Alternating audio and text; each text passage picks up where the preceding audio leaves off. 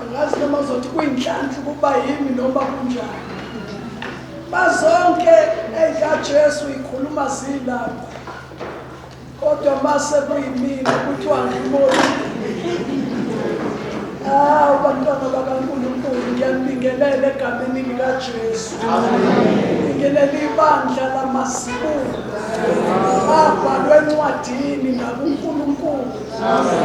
Ngibingelela abantwana bakaJesu abathengwe ngegazi.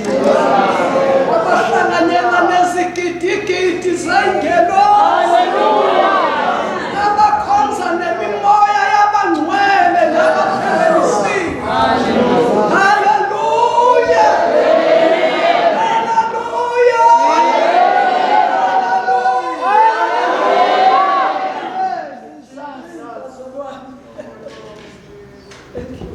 Izwini ukuthi kade kuyowenziwa i-open air ngithi we kazike mabebuye elangeni kobe kujayiva idada. Haleluya. Siyabonga abazalwane nangaleyo nkonzo. Siyakholwa ukuthi akubangayize. Kuyicala lethu ukuhlwanyela elikaJesu ukubilisa. Siyabonga uJesu nangayo. Ngiyabonga uJesu kokwenzela umusa ukuthi nami ngibe ingxenye yale nkonzo. Zonke izinto bezingavumi kodwa ngenxa kamama uMashiho noma umgidi. Cha bazalwane ngithe noma izinto zinjani ngifanele ngibe. Lamantombazana awo makoti ayangahlulela. Elinye ilanga ngiqhamuka kwenye indawo engale kwaseWinburg. Ngathi mangidlula la ngibona le ndawo yaseMiddelburg. Ngacabanga umama uMashiho osuka la nezingane ezincane eya eDandi kawu4 ngonyaka. Ngezwe inyembezi ishisa la emahlweni. Ngicabanga ukuthi kulelizwe naseDandi umakoti nezingane ezincane emotweni kawu4 ngonyaka. Babuyeke bangenzela obunye ubuhlungu ngesikhathi seCovid. Badilika besuka la beyongibheka ezweni enkulu. Yilaba ngiqeda khona. Ngibona ukuthi uthando lwabantwana bakaNkulunkulu ilona nje olufike lukwehlulela. Ngisho ukuthi ke bazalwane inkosi ngenzela umusa ukuthi nginyathele endaweni abakuyo egameni likaJesu. Ake nawe usuzothola nje amajuphana ngenxa yabo. Haleluya. Ngenxa yabo nje. Awu sengize ngathothi ngikubone nawe ngibone neOhis. Ngibona iOhis bazalwane ngithi hayi silange phela. Bona omkhulu ngibona ogogo baseOhis. Ngiyambonga uJesu bazalwane. Ngicela siyezwini ngokusizwa inkosi. Senyukele la entabeni ukuzohlanganyela izwi likaNkulunkulu. Ukhona isikhathi la inkosi ibingithuma kwenye indawo engicela ukungayisho.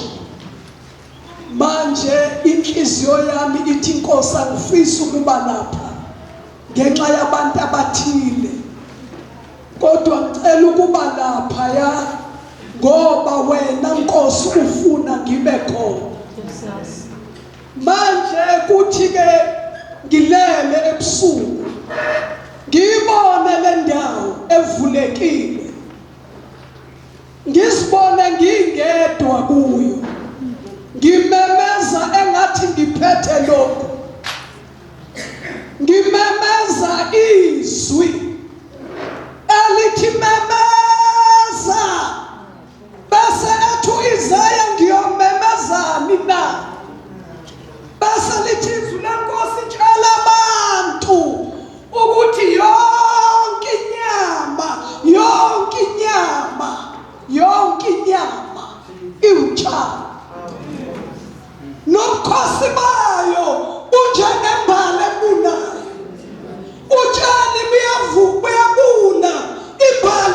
uyavuthuka kodwa umemeze uthi izwi likaNkulunkulu limi kuze kube phakade. Ngavuka lapho bazalwane ngiqondisisa ukuthi ngiyathanda ngithandi ngidinga ngomemeza kuleya ndawo. Ilalo lizwi ke langenza ngayomemeza kuleyo ndawo.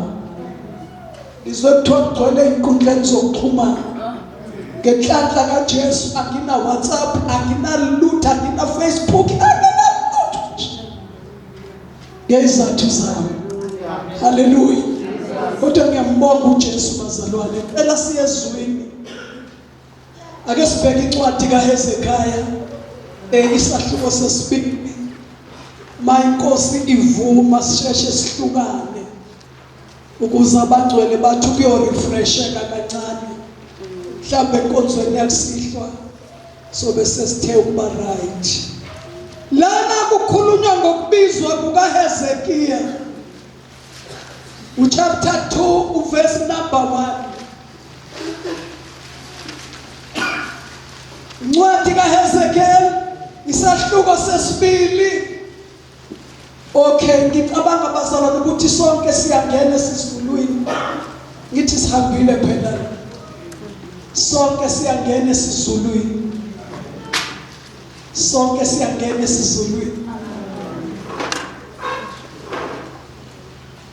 Kodwa mangifuna ukubuza ngesuthu fanele ngithini? Ngizosuke ngisho into ngithi awufela ngiyawudla sizulu. Bese ngibona laba basesuthu behleka bethi awusengazathi kawufela. Asibhekeni ke bazalwane, ngiyathokoza masonke sizwa. Kuyicala ukuzwisa wonke umuntu. Angabikho umuntu ofika kuJesu ayilandulele athi kuba ngezwe mina ngangiyolungisa.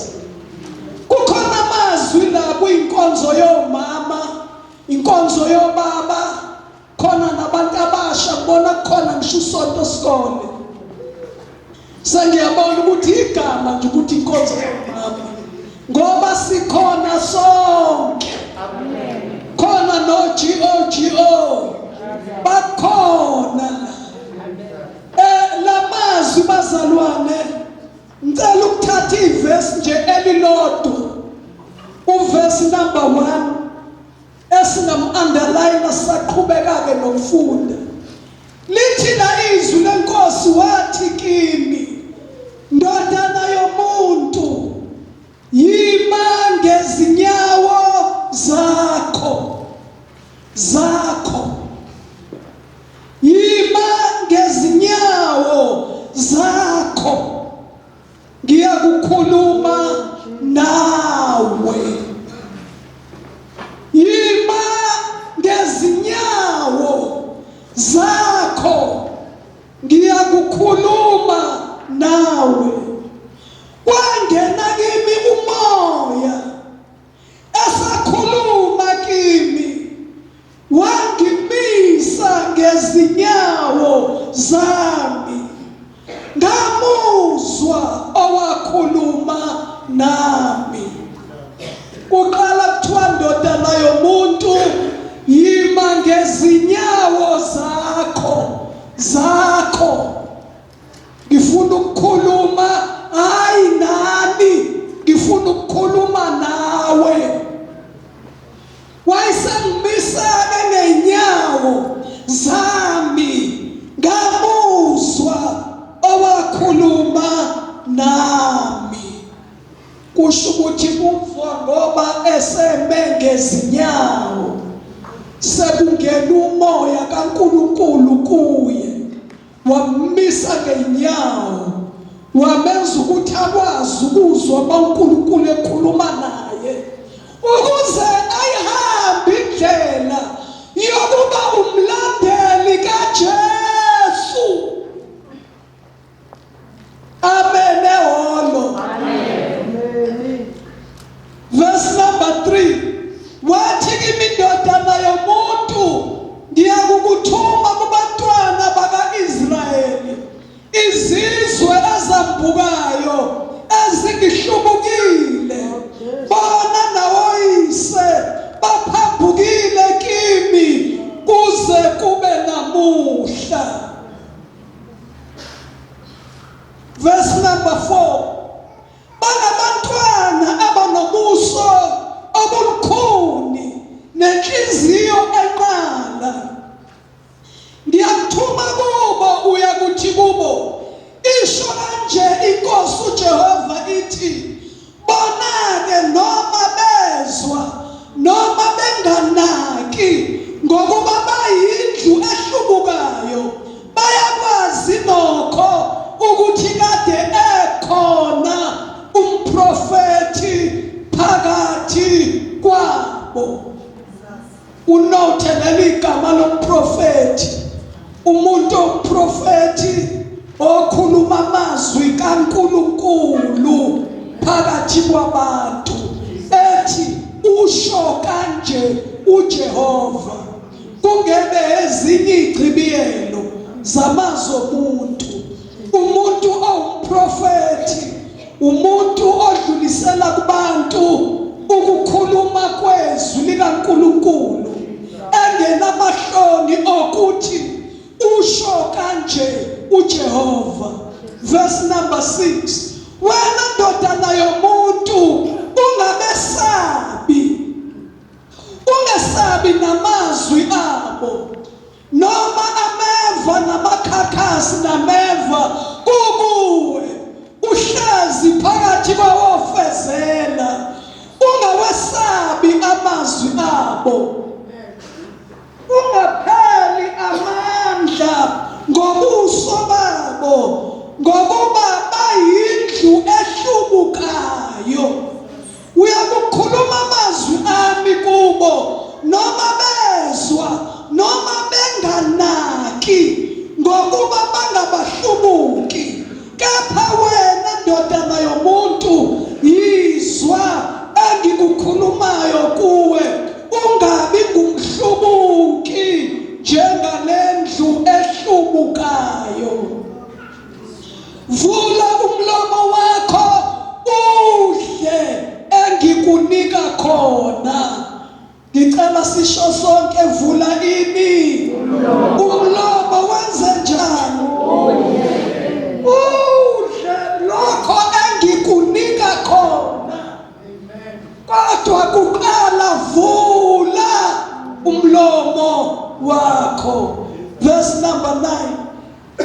Ngase ngibheka naso isandla eselulelwe kimi, naphakathi kwaso bheka ngumqulu wencwadi.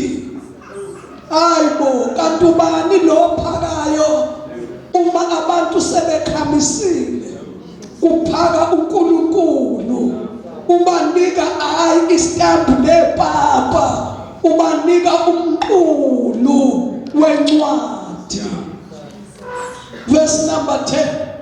Wayeneka phambi kwami, wawulotshiwe ngaphakathi nangaphandle, kubhaliwe kuwo izililo nezililiselo nokuthi maye, nokuthi maye. Ngicela sithandaze, sicela inkosi ivule indlebe yethu, sicela inkosi isinike appetite yokuthi sililambele izwi layo, silamukele. Izulu nomhlaba lizodlula, kodwa izwi lakhe limi phakade. Yasekhamisa yena waletha esandleni sakhe umqulu wencwadi, wathi idla lokhu engikuhlelele khona. Cela ubaba umloyo senyukhasela khuleka. Siyabonga baba wethu ongcwele, siyabonga Jesus. Siyabonga uNkulunkulu laphakade, siyabonga uNkulunkulu wethu ogcwele amandla nomlilo. Siyabonga baba wethu ongcwele ukuthi lithi izwi lakho wathi uzojijela umlilo emhlabeni. Ubufisa kangakanani baba wethu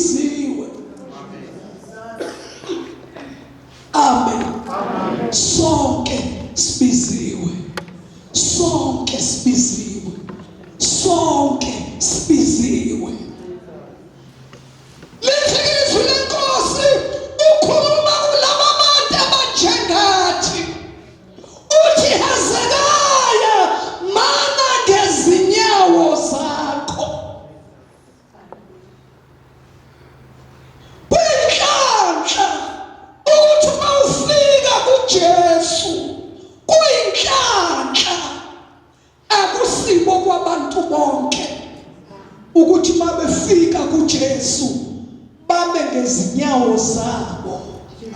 Abantu abaningi babefika evangelini baba ngeenyawo zokufundisa, babe ngeenyawo zomntothilo osetshenziswa inkosi, babe ngeenyawo zombutho, bahambe bememeza bethi uyangibona mina ngisonta nobani.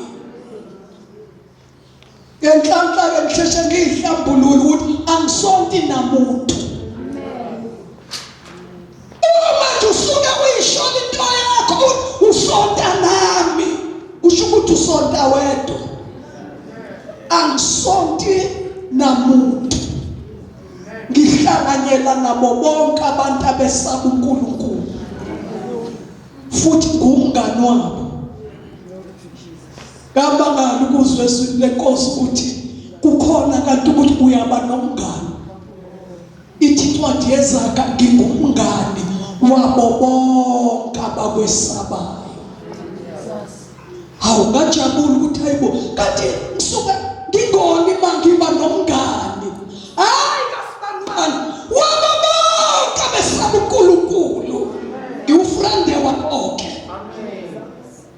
Ibona abantu engihlanganyela nabo ebandleni lamazibulo, hayi embuthweni, ebandleni lamazibulo abhalwe ezulwini nakuNkulunkulu. Haleluya. Hezekiya, mana ngeenyawo zakho. Cela sazoya elunchini silungise loo ndawana nje yokuthi usufikile kuJesu, mana ngezinyawo zakho. Abantu abamaziyo uNkulunkulu wabo, ithi incwadi kaDanyeli nasekugcineni ngeyikhathi ezinje labo bantu bazoba namandla baphikelele. Kodwa mawungena kuma ngeenyawo zakho kulo mhlangano uzovalwa kusasa, uphindele la uqhamuka khona usebe ngeenyawo zabanye abantu. Isikhathi sifikile esikubuzayo wena ukuthi wazana nobani. Hayi ngoba sekuyinsuku zokugcina, indlela kaNkulunkulu yokusizana nomuntu iyindlela engathi indlela elukhuni nengabukeleke enyameni. Ngoba uma inkosi iqeqesha umuntu imqeqesha ngeinhlupheko. Awasitheni amen. Amen.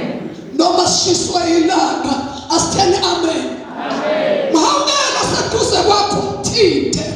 Uthi uDavide encwadini yamaHubo 119 athi ngingakahlupheki ngaduka, kodwa mase ngihluphekile ngayiqonda iy'miso zakho. Akekho umuntu ongalandela uJesu ngempumelelo engakaze ahlupheke.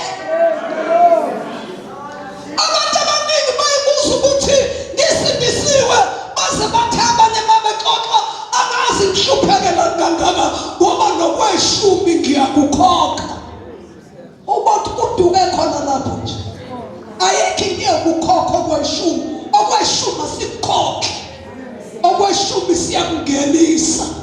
Uhlushwa ikho lakho nje ukuthi wena uyakhokha, siyakungenisa, siyakungenisa. Yena kuhlupheke kangaka, yefuna nabantu, ngiya nabantu kokuthi nokuthi emsebenzini, emzini wami wajima nje, ngiyagula, ngiyalahlwa, ngewukuthi indlela kaNkulunkulu nomuntu inhlupheko. Ngicela ukungangikhohlisi bazalwane, indlela yala ukuqeqeshwa kwakhona inhlupheko. Inhlupheko. uDavide athi ngingakahlupheki, athi ngaduka, kodwa phela sengihluphekile ngayiqonda iy'miso zakho. Wezwe namazwi athi awasho ukuthi sesihluphekile, athi sengihluphekile. ngayiqonda imiso zakho. Ubani okwazi ukuqonda imiso kaNkulunkulu ngokuqhubeka? Umuntu bazalwane ome ngeenyawo zakhe. Mawufika kuJesu, mana ngezinyawo zakho. Noma ushadile, yezwa lakhulunywa umakoti abathethemayo namajaja. Le ndlela bazalwane ayifuni indoda nomfazi. Le ndlela ifuna indoda. Le ndlela ifuna umfazi. Ngoba namhla siyobizwa ngeke uhambe nomyeni wakho. Namhla niyoba phambi kwaJesu ngeke ume nendoda yakho. Khuluma babes. Hello. Nambosam kade ngikhuluma baby khuluma la ngikhathe Lendaba ayihambi kanje. Ifuna umuntu ome ngezinyawo zakhe. Bese kungena umoya kaNkulunkulu. Ayisebenzi le nto yabantu abanye. Bese kungena umoya kaNkulunkulu. Umoya kaNkulunkulu okumisa ngezinyawo. Umoya kaNkulunkulu okwenza ungatetemi. Umoya kaNkulunkulu okunika amandla okunyathela kanye naye. Mayethi left ut left, mayethi right ut right, mayethi left ut left, mayethi right ut right, mayethi left right wenze njalo.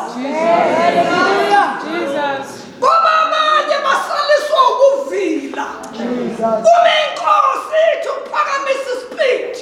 Ithi siyashwaza manje ngamaphiko omoya. Abese give up athe kosibanibani lokho. Akusikho okwami lokho. Iqale yathi mana ngeenyawo zakho. Ifuna ukukhuluma nawe. Uyabona lento yenhlupheko ngenxa kaKristu. Imbamba umuntu esebenza kahle. Imbamba umuntu enophezana. Imbamba umuntu eshaya amathanda amamiliyoni. Imbambe ehlele iziteze ezufo. Imbambe ngoba iyona training kaNkulunkulu ekhipha umuntu ofuna uNkulunkulu. Inhlupheko ithi ikhona imali, ikhona indlenhle, nidla nishiye, nichitha ukudla, nidla izinkwa phakathi, nilahla amakrust, mayingubo engasanifuni singasayifuni, niyiklebhule nikorobhe ngazo, uma iy'cathulo zingasanilingani niy'nyathele, nizenze ophaqa. Kodwa uma ulandela uJesu kuba nenhlupheko eyisithando somlilo khona. Akekho umuntu olandela uJesu othandwa uNkulunkulu ongenayo inhlupheko. Ngoba le nhlupheko yenza ukuthi musu kweduka. Qonda, yakheka, thobeka, uphakeme kakhulu. Le nhlupheko zizala ukuzoshayipha umuntu bazalwane. Zikhiphe le ntenhle emehlweni kaNkulunkulu. Hallelujah. Hallelujah. Hallelujah. Uma singalandwa la athi lo ngiphekwe kuleli bhodo athi lo elamnanti azifani bazalwane. Kodwa zonke zizokwakha umuntu. Zizokwakha umuntu. Akuyi ngokuthi imali unayo noma unayo. Likhona iva lakho ibhodwe lakho la inkosi kupheka khona. Uthi tsiyo sengivuthiwe, ithi inkosi uvuthwa kanjani? Ngoba noJesu wahamba kasheshanga wavuthwa. Isimangaliso bazalwane, namhlanje ngifunda incwadi yamaHebheru ethi uJesu noma eyindodana kaNkulunkulu kodwa wafunda ukulalela ngezinto ahlupheka ngazo. Ngixoxa nendodana kaNkulunkulu yafunda ukulalela ngezinto eyahlupheka ngazo. Yizo lezi zinto ezamfundisa uJesu ukulalela. Ngoba mase kuphele konke ukuhlakanipha komuntu, hayi sekuphele konke ini ukuhlakanipha komuntu, kwaphela amaqhinga, kwaphela ukwazi. Umuntu uyaqala athi uthini kimi Nkosi, uthini kimi. Yilapho eqala khona uhambo lomuntu noNkulunkulu. Uthini kimi. Kukhona ababhalayo sixoxa ngendaba yamaHebheru manje, isahluko sika 5 verse number 8, othi noma eyindodana kaNkulunkulu kodwa wafunda ukulalela ngezinto ahlupheka ngazo. Zamfundisa ukulalela lezi zinto zosizi nokuhlupheka ongeniswa kukho. Kuya futhi nangokuthi ngezinga lokukholwa ukuphi. Abanye bathi hawu kodwa sengaze ngilinkwe kangaka, sengaze ngihlupheke kangaka. Awubheke njobani babhekene ney'nhluphekwane ey'ncane. Phela ngeke uthi ukwa grade 7 uyofundisa uyotestwa ngezinto zaka grade 3 zaka first year. Le izimo zihambisana nezinga lakho ngokumasha kwakho nenkosi yakho. Hallelujah. Hallelujah. Noma indodana wafunda ukulalela ngezinto ahlupheka ngazo. Ezinye izinto uhlupheka baze bathi abantu thina besingaboni uyahlupheka wena. Sibona yonke into yakho nje ivumelana nawe. Kodwa mawulandela uJesu akwenzeki uhambele ingekho ophekwe kulo. Phekela ukuthi vuthwa. Ubona uzodliwa abantu. Vuthwa. Vuthwa. Hallelujah. Hallelujah. Eyindodana uNkulunkulu wafunda ukulalela ngezinto ahlupheka ngazo. Ngicela ukusiza amakhosikazi ke. Ngoba bazothi kwathi kuyinkonzo yethu washumayela izwi. Ilona enilidingayo. Hallelujah. Ngisho emganweni usizwa ukuthi mawumfazi ufunde izwi likaNkulunkulu. Lizokutshela ukuthi makunje mana kanje. Makunje mana kanje. Anisizwa abazalwane laba abantu enibahambayo enithi bayaniluleka. Khona ama marriage counselor.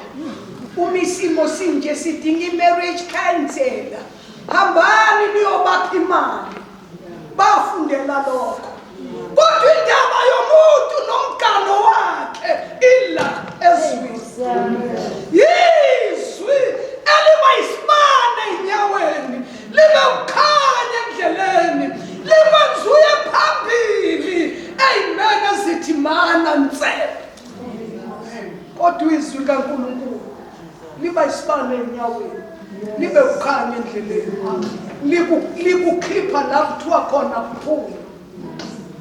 Likungenise la kuthiwa khona kungene. Likugcakelise la kuthiwa khona kudlulwa la. Izwi likaNkulunkulu, hayi amazwi abantu, hayi inluleko zabantu. Futhi kulento yokuganana bazalwane, angazi ukuthi siyosizakala ngomhlakabani. Awukho umshado ofana nomunye. Amen. Ayasithanda amen maskana. Noma imishado ingaba imiliyoni, ingaba ngenamba kukhawuntwa ngamabhiliyoni. Umshado nomshado uyiwo.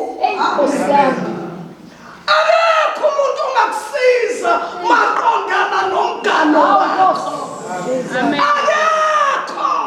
Azikho inkonzo zomama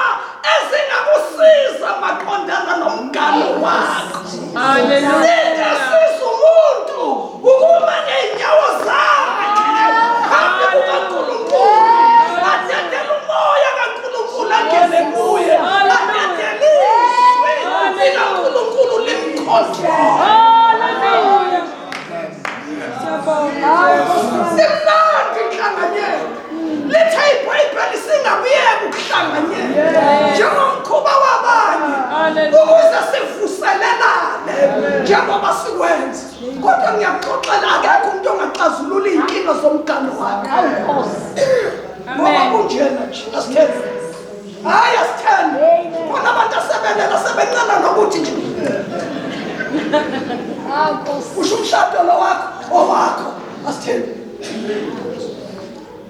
Impendulo yonke. Hallelujah. Mfazi makoti mana ngenyawo zakho.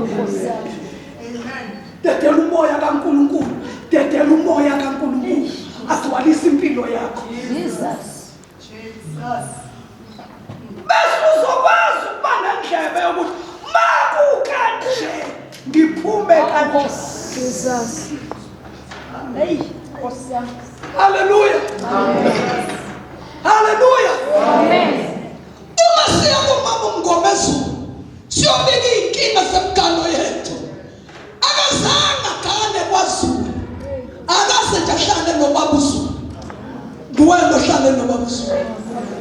Ake ngibonane nomama uMtshana uhlale ekhona. Akekho nje umuntu ogana ubaba uMtshana ngaphandle kwalo. Umuntu owazi abantu. Umuntu owazi impilo. Umuntu owazi iziphi zabantu. uNkulunkulu nezwi lakhe.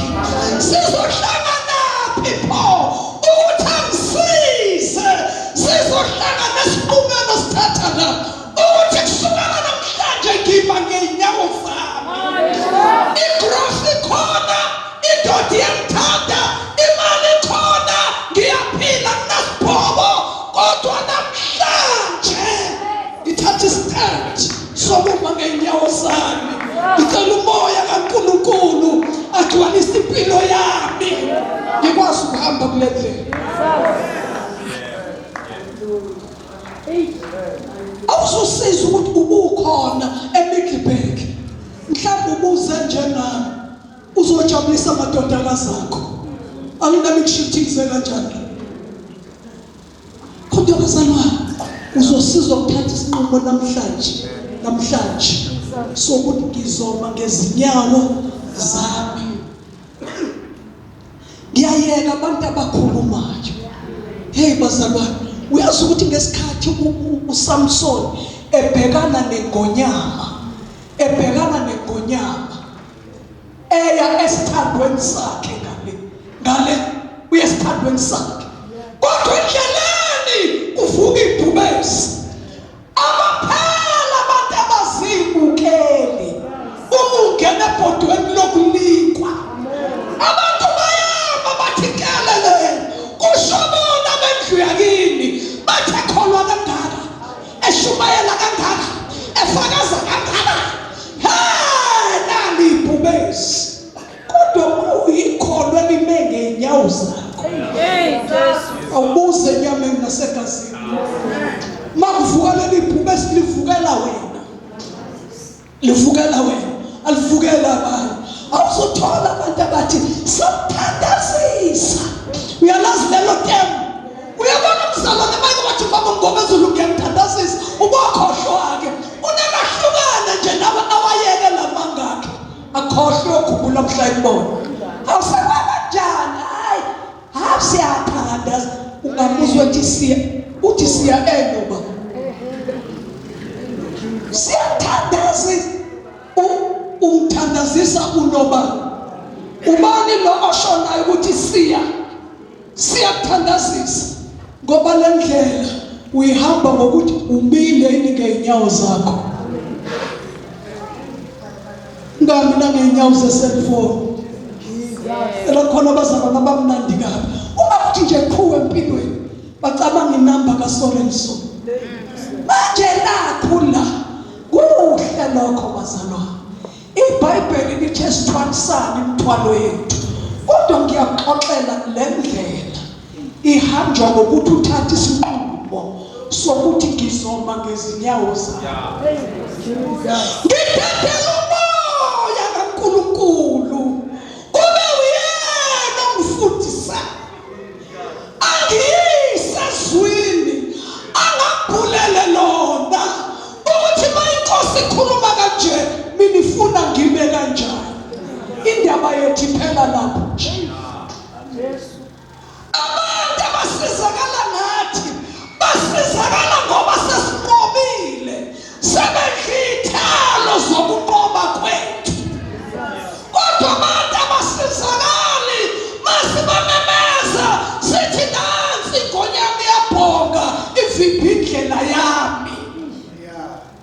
washo ukuthi uSamson ume ngeenyawo zakhe, ume ngezinyawo zakhe, abazala bekho. Lithi izwi lenkosi, umoya kaJehova wehlela phezu kwakhe, wabona ibhubesi lingangentuthwane. Angithi uyabona mawugcwele umoya kaNkulunkulu, zonke izinto ezifana nezintaba wena uzibona zinjengeyigodi ezeqekayo, ngoba umoya kaNkulunkulu akusiyo ingqondo namehlo enyama. Mawulalela abantu bonke bamelene nawe, akekho othi inkosi msize anqobelele ibhubesi, kodwa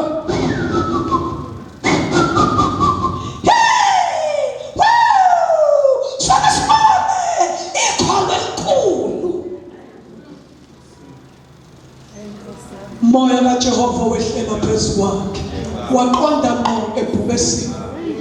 Base beshilo ndaba. Angithi isikhathi sokushutha lesi, isikhathi salesi ngendlela okushuthwa ngayo emhlabeni. Hayi niyashutha, niyashutha. Mina ngisethi kwekufikela emhlabeni ogama mani leli demon leli yonke into kwenzeka into la obonisa iphuma le kuthiwa ukhona ubani obazi ukuthi kuzokwenzeka lesi sehlo, wachupha washutha kusukela eqaleni kuze kuyofika egcineni. Hayi niyashutha bo, niyashutha. Kade ngikweli ngizwe ngibona abanye mabefika nje kule ngizwe baphekisa ama-cellphone bahleka bodwa, bayishutha bodwa, bayajika bayishutha bodwa. Hayi kwase kwashuthwa emhlabeni. Kwakungakafikile isikhathi sokushutha, yonke into eyenzeka yayilotshwa la ukuze kukhulunywe ngalo Samson nangalolu usuku lwanamhlanje. Kwasho ukuthi umoya kaJehova sewehlele phezu kwakhe, walula amanyathelo wayoqondana nebhubesi, wafike walibamba bazalwane ngezandla. Phephisa wena olele, walibamba ngani? Walibamba ngani? Angithi phela izandla ezinoNkulunkulu ayifani nezandla zomuntu nje. Walidwengula, hey bazalwane, waliqaqa walivula, walishiya kanjalo wahamba. Zayihlathi zayibukela. Uma esabuya ngohambo olulandelayo uthi akangichezuke ngiyobona lapha la ngangibambene khona nebhubesi ukuthi sekwaba njani. Wafica abazalwane sekwakhela inyosi esikhundleni sokuthi afice iphunga lempethu lokubona, wafike watapha inyosi. Isibusiso ukuhamba noNkulunkulu, unqobe noNkulunkulu wakho, unamathele kuye. Ngoba mawenze njalo wena uyakukhulula, akwenza kuphila isikhathi eside. Bethi abantu sengathi angashesha afe. Wena wanezelo ngobude bey'nsuku udunyiswe. Ngoba wenza into eyodwa, waba ngenyawo zakho manje. Wathethela umoya kaNkulunkulu, wencika kuye kuphela. Hayi nokuncika, wanamathela.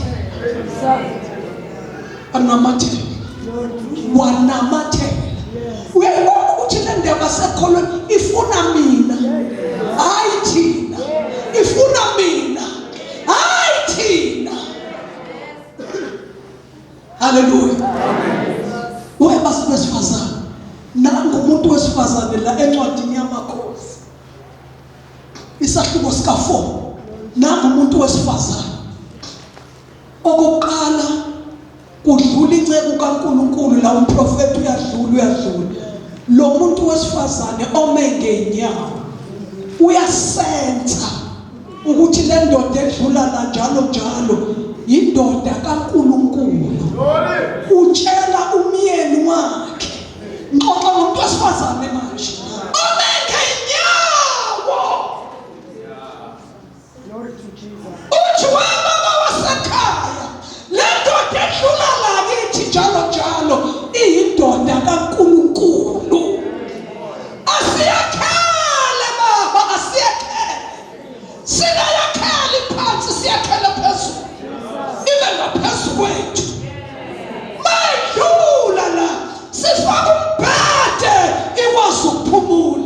sifake itafula nesitulo sibeke isibani. Kukhuluma umuntu wesifazane oganile kodwa unoNkulunkulu ume ngenyawo zakhe. Ngicela umoya kaNkulunkulu asebenze ngempilo yakhe. Yavuma indoda lakhiwa leli kamelo mayihamba eliyanogehasi bafike bathola indawo yokuphumula manje. Umuntu wesifazane ome ngenyawo zakhe. Uthi umprofeti enzelweni lo muntu wesifazane owenza into enje enzelweni akhulunyelwa thola inqindi. Uthi uGehazi hayi uhlala phakathi kwabantu bakubo lo akaswele indawo yokuhlala kodwa inkinga yakhe akanayo umntwana. Uyibona le ndawo ahambe etshela abantu akunayo umntwana oya kwadokotela bayamuhlinza. Ngaze ngathola abanye bahlinzwa baze bafakwa ama-TV ey'belethweni. Hey ngangayazi lo nto mase behlinzwe kakhulu befuna iy'ngane odokotela abanye bafaka ama-TV ahlala khona bathi uma uhlangana nomunye udokotela angabe sakuhlinza abuke i-TV. Mana inyawo zakho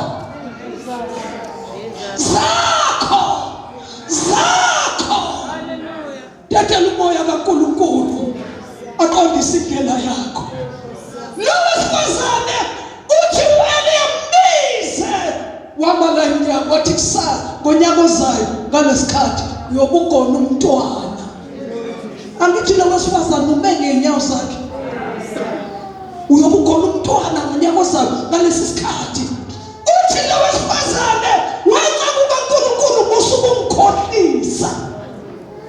Indoda yakhe isidala nayo uqhubekile ensukwini kodwa nayo indaba ume ngenyawo uyalizwa izwi likaNkulunkulu elingayi ngamnyaka.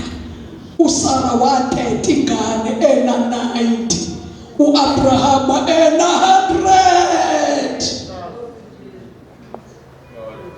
Awuyazi bengithi sothi amen. Angithi thina sinalento esiyenzayo bamakubani wathi singathi 60. Yini?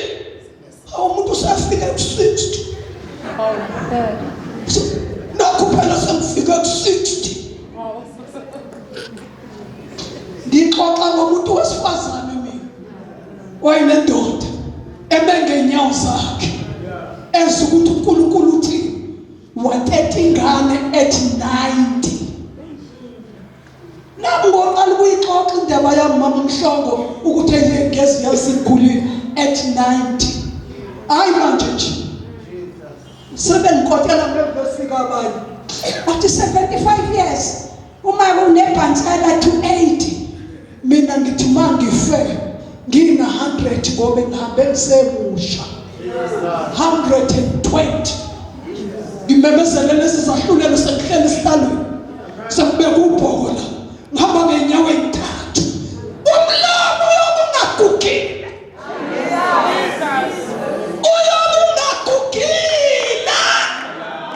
lobe lingashini iphimbo iyobe ingekho ikhensa la. Kusho njalo umuntu udokotela kushadwa lapha eNquthu ubiziwe womlungu kuthiwa ngishumayela. Nganele ngaqala ukushumayela wathi usala phuza amanzi phuza zama uzoba nekhensa la. Shut up. Ngashumayela ngakazama lo dokotela. Uthatha ukuthi komthusa ngekhensa ukuthi mangimemeza ngizoba nekhensa yomphimbo. Shut up. Hallelujah. Hallelujah. Mana ngenyawo zakho. Yima ngenyawo zakho nangamazwi omlomo wakho. Amazwi omlomo wakho awakudalule ukuthi umzalwa noma ngenyawo zakhe zombili phambili kaNkulunkulu. Dalulwa na imicabango yakho.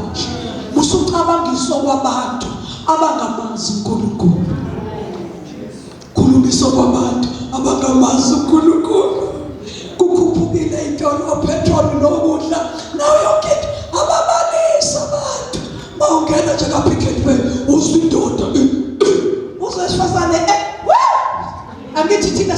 kanti kusho ukuphuza uma kugross indoda ngalusithi athi wesifazane wala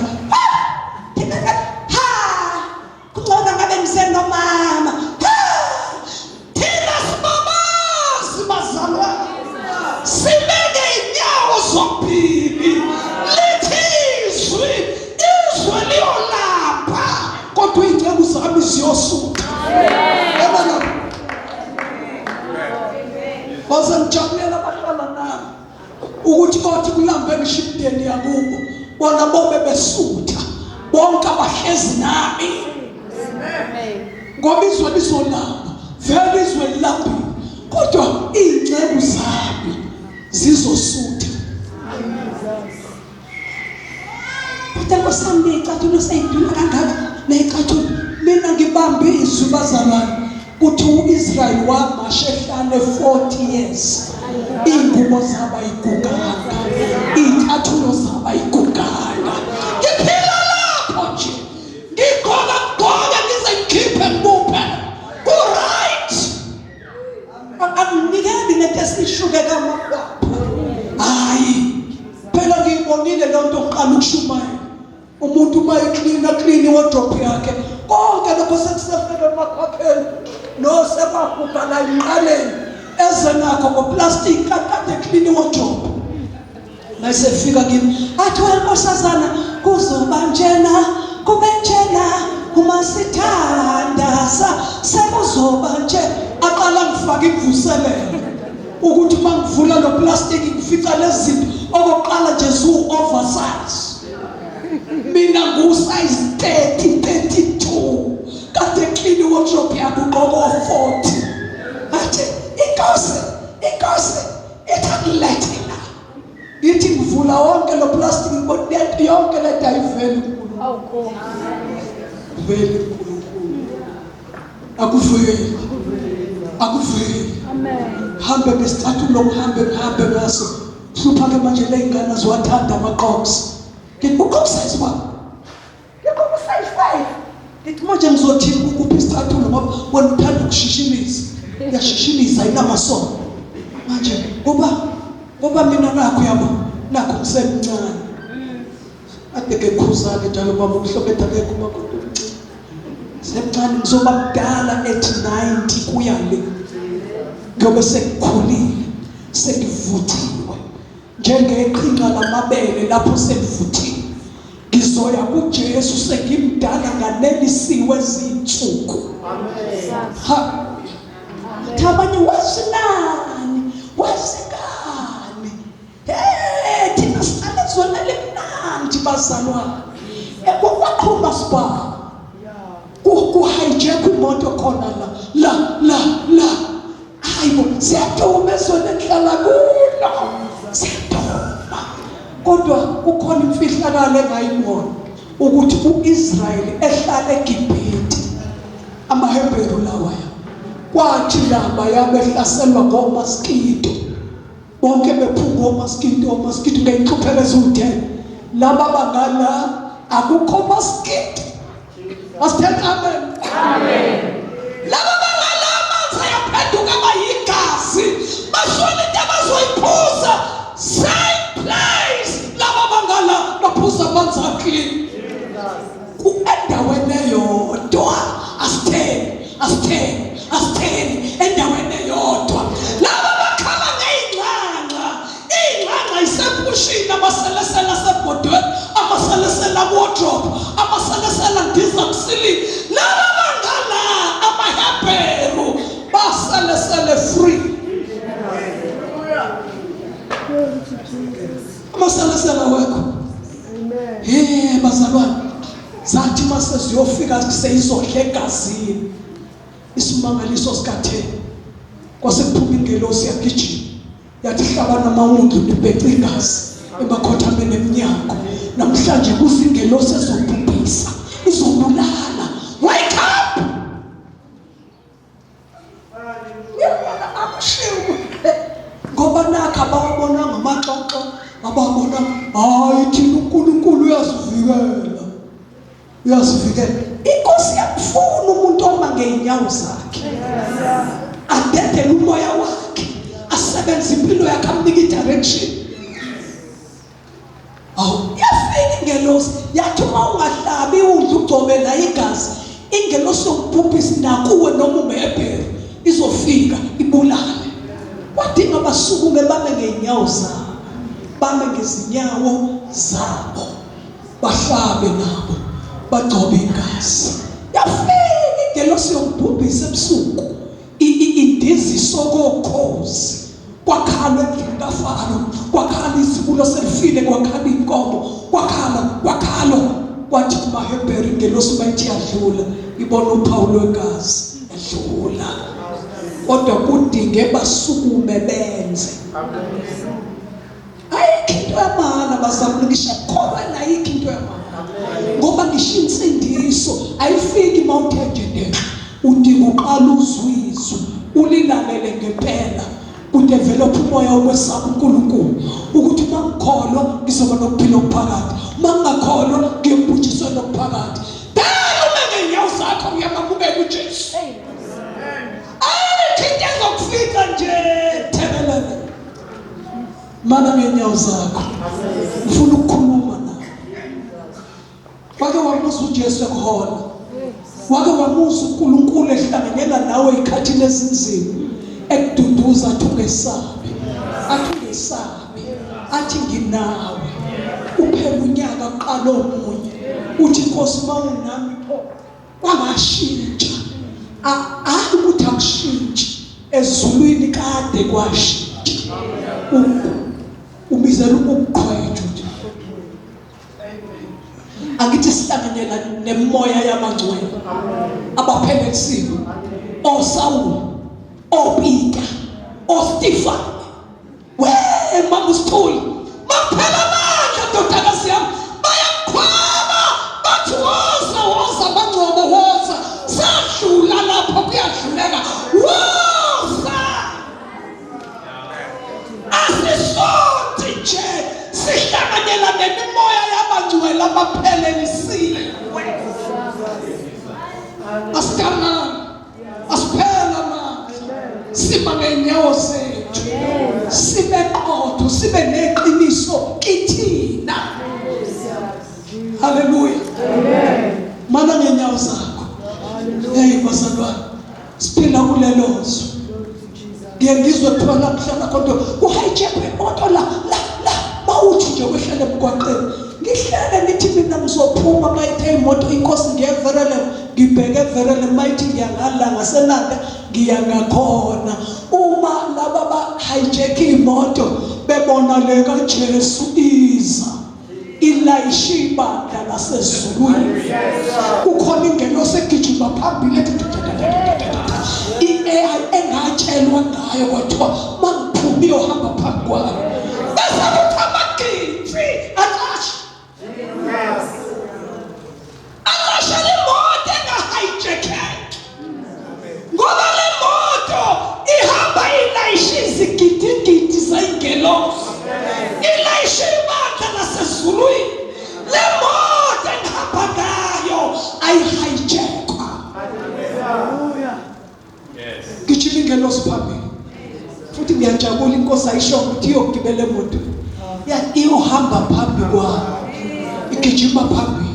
igijima phambili. Haleluya. Mana ngenyawo zakho. Nangu lonke wesifazane, ingane yakho useyayithola ngonyaka umprofeti asho ngayo. Cela inkosi ngelekelele sisheshe sivale. Wayithola ingane yakhula, isikwazi ukuhamba emasimini kuyise. Ifika ingane-ke ishintsha ilanguage, ithi ingane, baba ngafa yikhanda. Baba ngenze njani? Baba ngafa. Ingane yayingaqonda ukuthi kukhona amandla asolimini. Ingane yayingazi ukuthi ukuphila nokufa kusemandleni olimi. Ithi ingane ngafa yikhanda, baba ngafa. Kwathi uyithatheni niyise kunini. Yafika yahlala emathangeni kanina, njengoba ingane ishilo, ingane yafa. umuntu wesifazane ome ngezinyawo zakhe. Nayingani sisidumbu manje. Akasho angithi pho makushoniwe abantu omakhelwane bezwa ngesilila ngithi izanoma mbala abakwazi ukuhayiza. Kukhalwa ngaphi? Kukhalwa ngala. Sebezothatha ikhafu zabo-ke bayigaxeke bese mabefika hamba phambili wena ngoba wena uyakwazi ukukhala. Kade bexoxa yonke indlela lebebuzana umzali ukuthi wagcina engabuyanga eGoli. Bakwenzeke njani? Hey, hayi phela lo uhluleka nawo ngondla. Mase befike la kushona khona basekhaya. Hamba phambili wena ngoba uyakwazi ukukhala. Abeseshila athi kodwa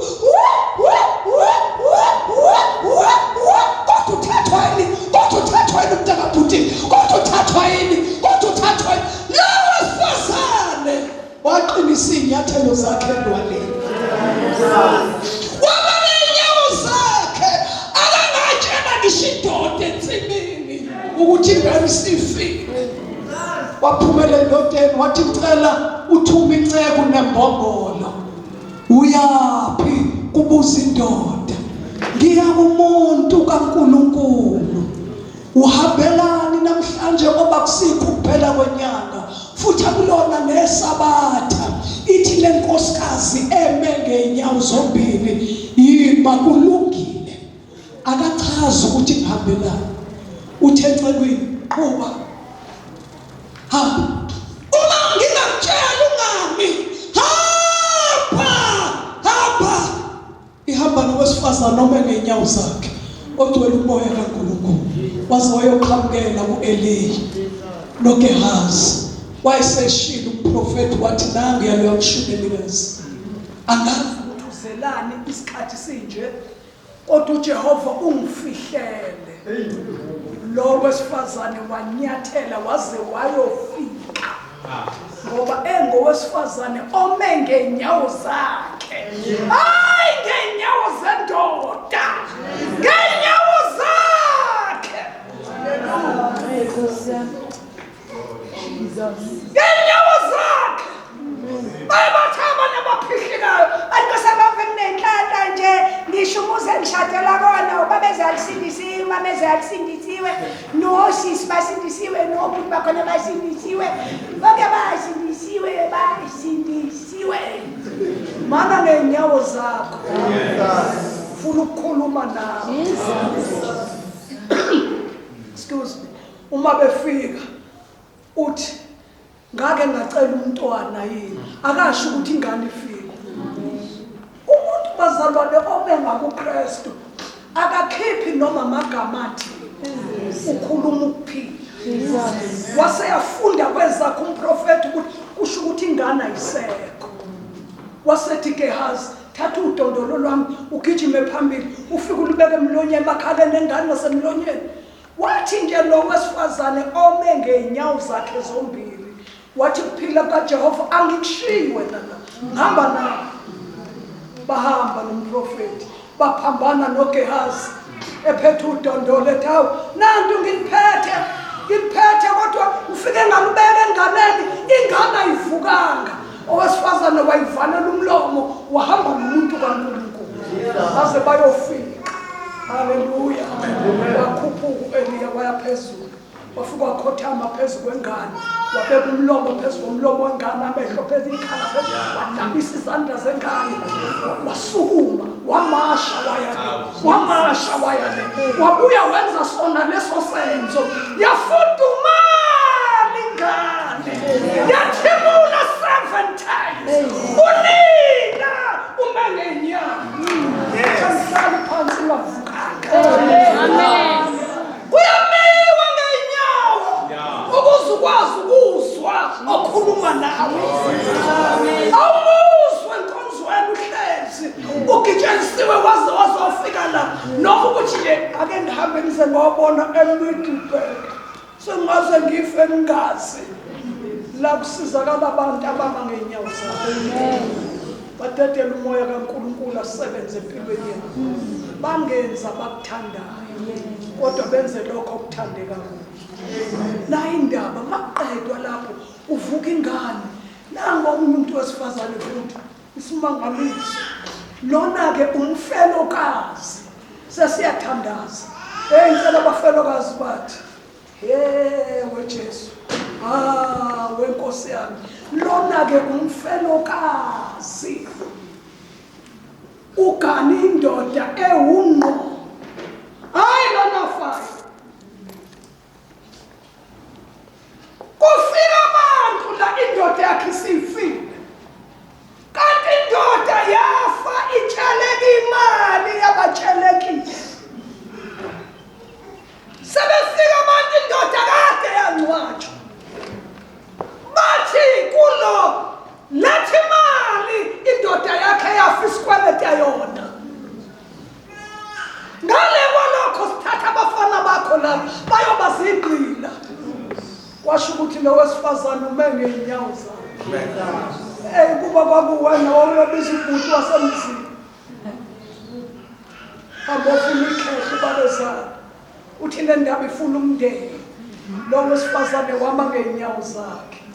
Wadedela umoya kaNkulunkulu phezu kwempilo yakhe. Wamuza okhuluma naye. Haleluya. Wathi ngize kuwena umuntu kaNkulunkulu. Webafelokazi, manini ngeenyawo zenu. uJesu uyaphila. Ayikho into angekwenzele yona.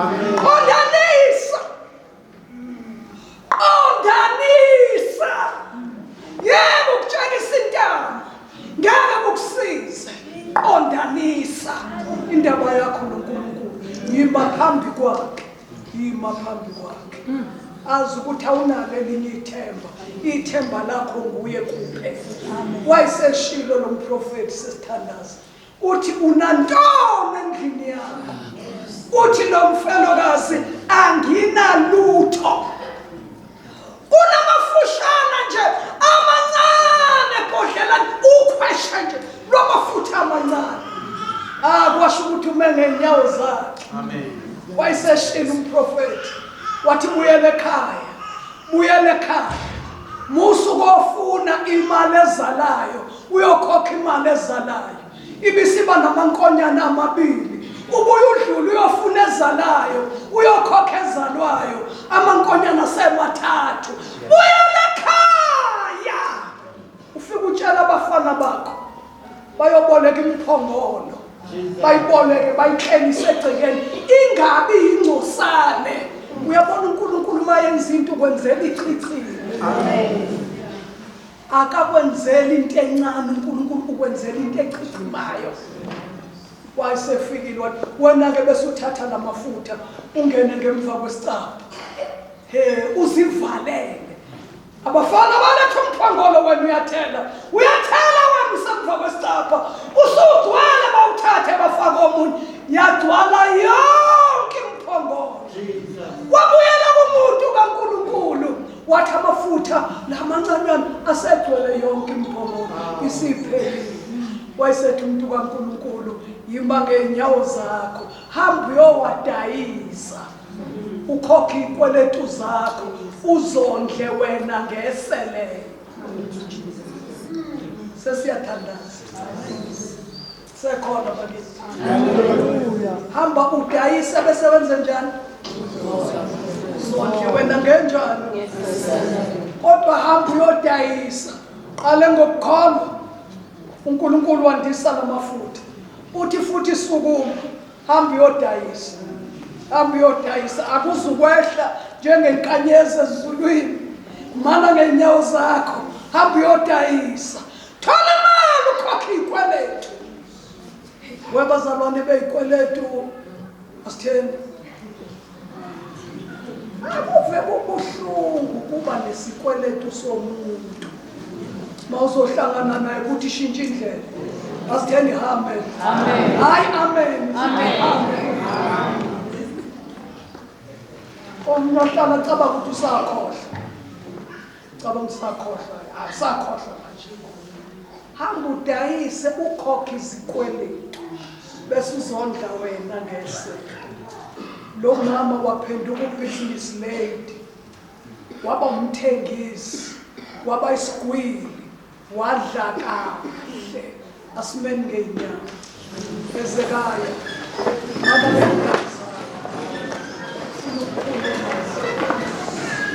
mana ngezinyawo zakho sifundise ukwethemba uJesu sifundise ukunamathela kuye sifundise ukuthi amen zonke ohlangana nazo abe uqala umthintayo uzobona into ongakazi uyibona uyozuthandaza umthandazo esenguthandaza ensukwini ngithi Jesu wena ngumyeni wobusha bami umfazi wobusha ukhona noma nayo la ngibona uNkulunkulu eyindoda ngibona uJesu ubrother ubhuti wabo omkhulu abuya beyinkosi ngibona umoya ingcwele umduduzi uyikho konke kukho konke mana ngeenyawo zakho phambi kwakhe methembe yena uzokwenza asithandaze